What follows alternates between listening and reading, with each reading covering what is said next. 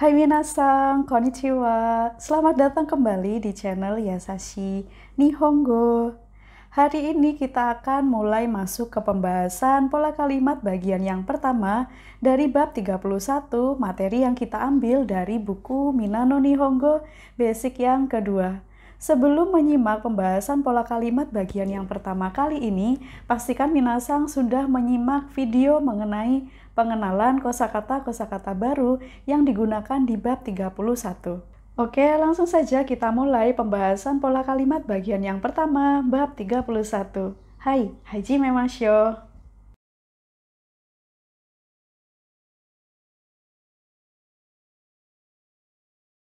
Pembahasan pola kalimat di bab 31 ini diawali dengan adanya pengenalan jenis kata kerja yang baru, yaitu kita sebut dengan kata kerja ikoke. Kata kerja ikoke ini merupakan kata kerja yang mengandung maksud. Kata kerja yang mengandung maksud di sini ini nantinya akan digunakan untuk membuat dua macam kalimat. Kalimat yang pertama digunakan untuk membuat kalimat ajakan pendek atau ajakan yang bersifat informal atau futsuke. Dan yang kedua, digunakan untuk membuat kalimat yang mengandung adanya maksud atau rencana untuk melakukan suatu hal. Hal pertama yang harus kita lakukan pada saat akan mengubah kata kerja bentuk mas dijadikan kata kerja ikoke, kita harus mengenali kata kerja ini termasuk dalam kata kerja kelompok 1, kelompok 2, ataukah kelompok 3. Karena masing-masing perubahan dari kelompok ini akan berbeda-beda caranya. Supaya mempermudah kita untuk memberikan arti pada kata kerja ikoke, maka kita sepakati untuk kata kerja ikoke, dalam hal ini kita artikan ajakan ya, yaitu ayo melakukan suatu hal.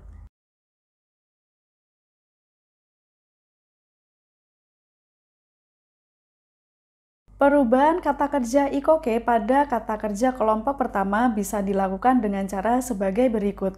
Vokal i yang ada di sebelum bagian mas ini harus diganti dengan o, u.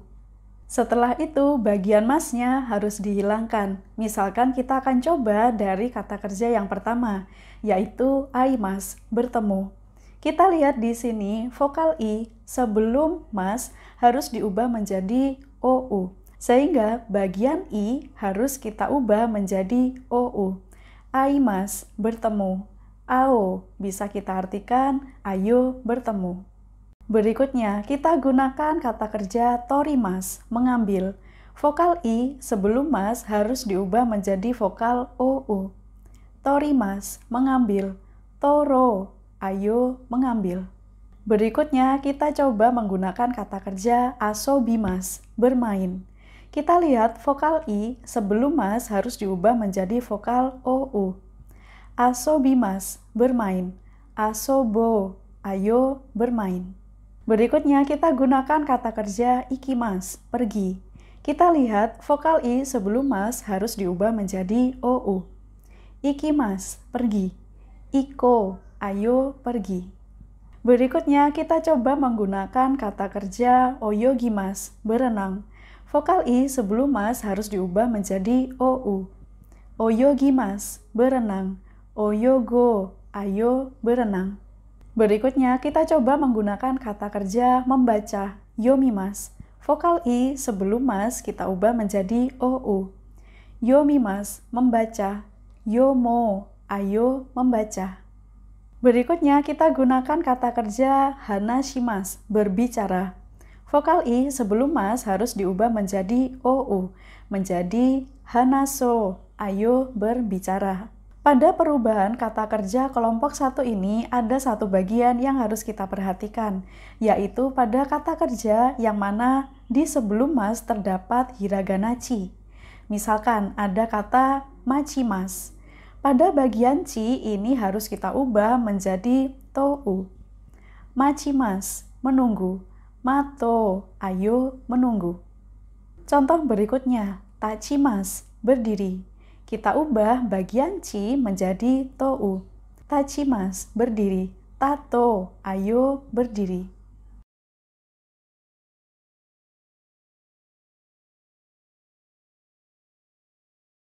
Berikutnya, kita coba untuk melakukan pembentukan kata kerja dari kata kerja bentuk mas menjadi kata kerja bentuk ikoke pada kata kerja kelompok yang kedua. Perubahan yang kita lakukan pada kata kerja kelompok kedua ini dilakukan lebih mudah, yaitu dengan cara mengubah mas menjadi you. Misalkan, tabemas, makan. Bagian mas kita hilangkan dan kita ganti dengan you. Tabemas, makan. Tabeyo, ayo makan. Berikutnya kita coba menggunakan kata kerja menonton atau melihat, yaitu mimas. Bagian mas kita ubah dengan you. Mimas, menonton. Miyo, ayo menonton. Contoh berikutnya, okimas, bangun. Bangun tidur ya. Kita ubah bagian masnya menjadi you. Okimas, bangun. Okiyo, ayo bangun. Contoh berikutnya kita gunakan kata kerja tidur, nemas. Bagian mas diubah menjadi you, nemas, tidur. Neyo, ayo tidur. Dan yang terakhir kita akan coba untuk mengubah kata kerja bentuk mas menjadi kata kerja ikoke pada kata kerja kelompok yang ketiga. Kita awali dari bagian kimas, yaitu datang. Ini tidak ada polanya ya, jadi kita harus menghafalkannya. Jika kita mengubah kimas menjadi ikoke, maka hasilnya menjadi koyo. Ayo datang. Dan berikutnya kita ubah shimas menjadi shio. Ayo melakukan.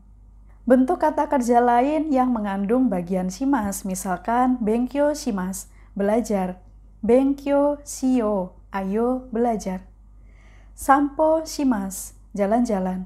Sampo shio, ayo jalan-jalan. Contoh yang lain lagi, kaimono shimas, berbelanja.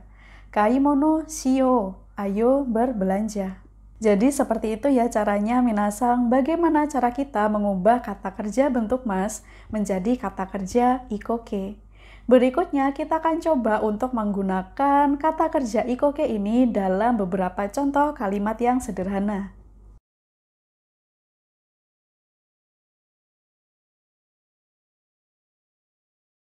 Di bagian awal tadi sudah saya sampaikan bahwa kata kerja ikoke atau kata kerja yang mengandung maksud ini nanti akan digunakan untuk membuat dua macam kalimat. Yang pertama adalah untuk membuat kalimat ajakan yang bersifat informal. Dan yang kedua digunakan untuk menjelaskan kalimat yang mengandung adanya rencana atau maksud untuk melakukan suatu hal. Kita awali terlebih dahulu dengan membuat beberapa contoh-contoh kalimat ajakan yang sifatnya informal menggunakan kata kerja bentuk ikoke ini.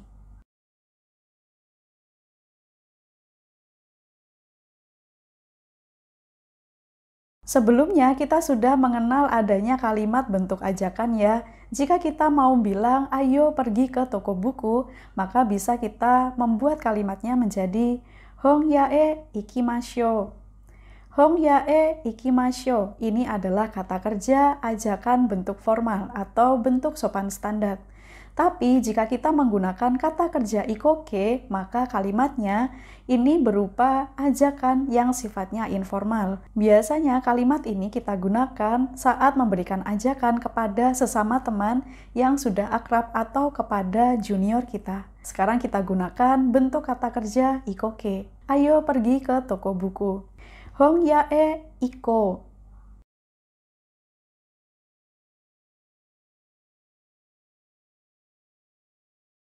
Contoh berikutnya, misalkan kita gunakan kalimat sebagai berikut.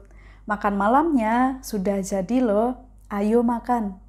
Makan malamnya sudah jadi loh, ini harus kita ubah menjadi kalimat dengan ragam futsuke ya. Banggohanga dekita yo, tabeyo. Kalimat berikutnya, jika ada waktu, ayo belajar. Jika ada waktu, kita gunakan jika enggak attara. Ayo belajar, benkyo shio.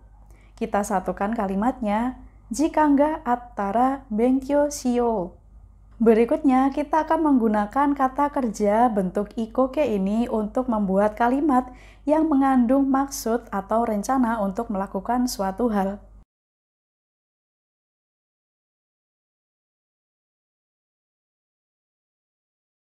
Untuk mengungkapkan maksud atau rencana melakukan suatu hal, ini ada rumusnya, yaitu yang pertama kita gunakan kata kerja bentuk ikoke diikuti dengan to omoteimasu. Kita coba untuk membuat kalimat yang pertama, yaitu besok saya bermaksud untuk pergi ke bank.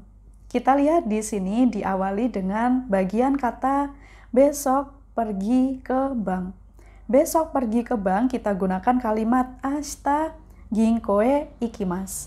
Bagian ikimasu harus kita ubah menjadi bentuk kanoke, menjadi iko. Baru diikuti dengan to omoteimasu. Kita rangkaikan kalimatnya sekali lagi menjadi ashita ginkoe iko to omoteimasu. Contoh kalimat yang berikutnya, misalkan kita gunakan kalimat besok lusa saya bermaksud untuk menemui Yamada-san. Besok lusa kita gunakan asate. Menemui Yamada-san kita gunakan Yamada-san ni aimasu. Bagian aimasu harus kita ubah menjadi ikoke, yaitu menjadi ao. Sekarang kita rangkaikan kalimat lengkapnya menjadi asate Yamada-san ni ao to omoteimasu. Kita coba untuk membuat kalimat berikutnya. Misalkan, hari Sabtu saya bermaksud untuk berbelanja bersama teman. Kita awali dari kata hari Sabtu, kita gunakan doyobi. Kemudian diikuti dengan berbelanja bersama teman. Tomodachi to kaimono shimasu.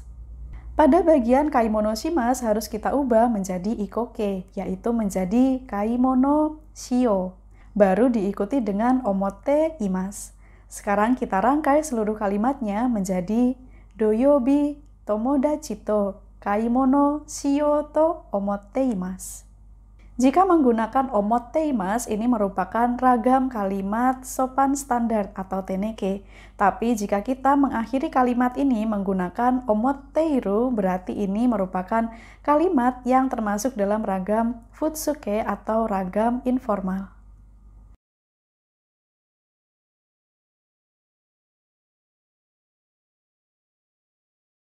Jadi seperti itu ya contohnya minasang tentang penggunaan ikoke untuk membuat dua macam kalimat. Yang pertama adalah kalimat ajakan yang sifatnya adalah informal, dan yang kedua digunakan dalam rumus ikoke diikuti dengan to omoteimasu digunakan untuk mengungkapkan maksud atau rencana untuk melakukan suatu hal. Untuk saat ini saya hanya memberikan beberapa contoh yang simpel saja ya. Pada penjelasan pola kalimat bagian yang kedua nanti kita akan membahas contoh-contoh kalimat yang ada di bagian Renshu E dan Renshu B terkait dengan ikoke di bab 31.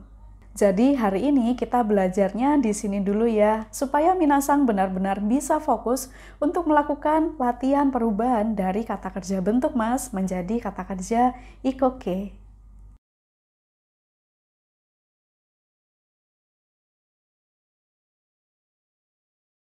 Hai minasang, kyou no benkyou wa mo owarimashita. Otsukaresama deshita. Belajar hari ini sudah selesai. Terima kasih atas kerja kerasnya dan terima kasih atas waktunya telah diluangkan untuk belajar bersama di channel Yasashi Nihongo. Jika minasang masih memiliki pertanyaan seputar pembentukan kata kerja ikoke kali ini, silakan tuliskan di kolom komentar ya. Shitsumon ga attara komentorang ni kaite kudasai ne. Dan jika minasang masih memiliki pertanyaan lain seputar belajar bahasa Jepang atau mungkin pertanyaan mengenai studi ke Jepang, silakan bisa kirimkan pertanyaan tersebut melalui DM Instagram ke Instagram pribadi saya ada di sini, atau bisa juga dikirimkan ke Instagram official Yasashi Nihongo, yang manapun nanti akan saya coba respon ya. Dan bagi minasang yang ingin melengkapi referensi buku bahasa Jepangnya, misalkan dari buku Minano Nihongo, atau buku tentang kanji, atau buku tentang JLPT, termasuk juga buku Marugoto, silakan bisa dapatkan buku-buku ini secara online, secara praktis, dan secara aman dengan menghubungi Instagram @thejapanscribe, atau minasang bisa juga kunjungi official websitenya ada di sini ya. Atau jika minasang mengalami kebingungan untuk menentukan buku mana yang sesuai dengan kebutuhannya, maka silakan bisa dikonsultasikan dengan admin The Japan Scribe di nomor WhatsApp di sini ya. supaya nanti minasang tidak salah beli. Oke minasang, sekian dulu penjelasan pola kalimat bagian yang pertama dari bab 31 kali ini. Nantikan penjelasan pola kalimat bagian yang kedua dari bab 31 berikutnya ya. Hai minasang, mite kurete, domo arigatou gozaimashita. Terima kasih sudah nonton. Ja, matane.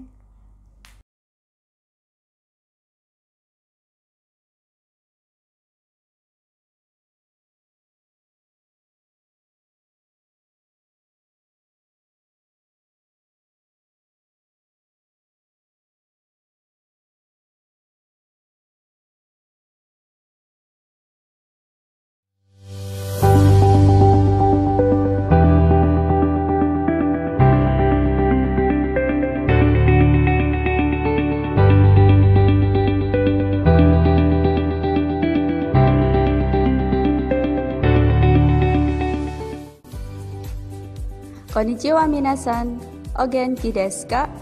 Hai teman-teman pencari beasiswa studi ke Jepang, atau kamu yang ingin bekerja di perusahaan Jepang, apa sih kunci sukses dapat sertifikat JLPT atau NAT dengan nilai terbaik? Pahami konsep soal dengan baik dan tepat. Ini nih referensi terbaik dengan 10 paket soal dan pembahasan yang gamblang. Top skor JLPT N5 dan NAT Q5. Kamu dapat belajar dengan nyaman karena buku dikemas menjadi 2 bagian, yaitu paket soal dan pembahasan.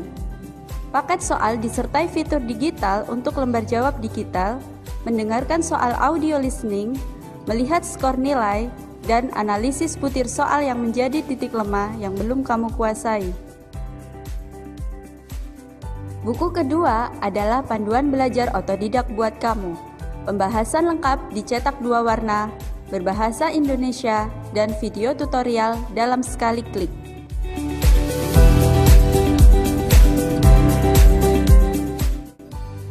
Top skor JLPT N5 dan NAT Q5, metode terbaik meraih nilai tertinggi. Akira Menaide, Gambarimasu.